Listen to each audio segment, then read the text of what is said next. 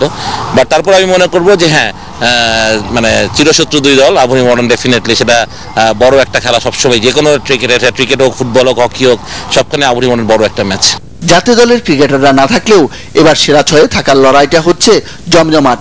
একমাত্র গাজী গ্রুপই টানা 7 জয়ে অনেকটা নিরাপদ। বাকি দলগুলোর অবস্থান বদল হচ্ছে প্রায় প্রতিটি রাউন্ডেই।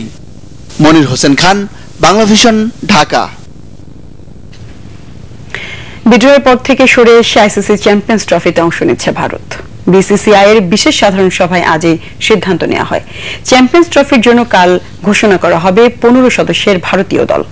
আইসিসির সঙ্গে লভ্যাংশ বন্টনের দ্বন্দ্বে অনিশ্চয়তা তৈরি হয় চ্যাম্পিয়ন্স ট্রফিতে ভারতের অংশগ্রহণ নিয়ে।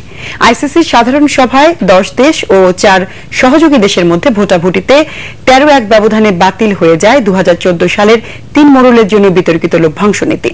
গত 25 এপ্রিল চূড়ান্ত দল ঘোষণার শেষ দিন থাকলেও তা করেনি ভারতীয় বোর্ড।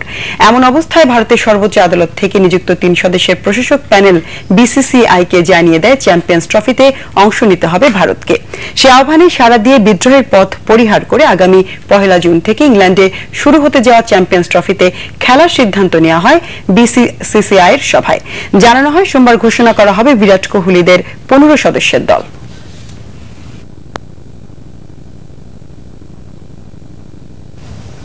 সংবাদ শেষ করব, যাবার আগে উজালা পেইন্ট সংবাদ শিরোনামগুলো জানিয়ে যাব আরেকবার।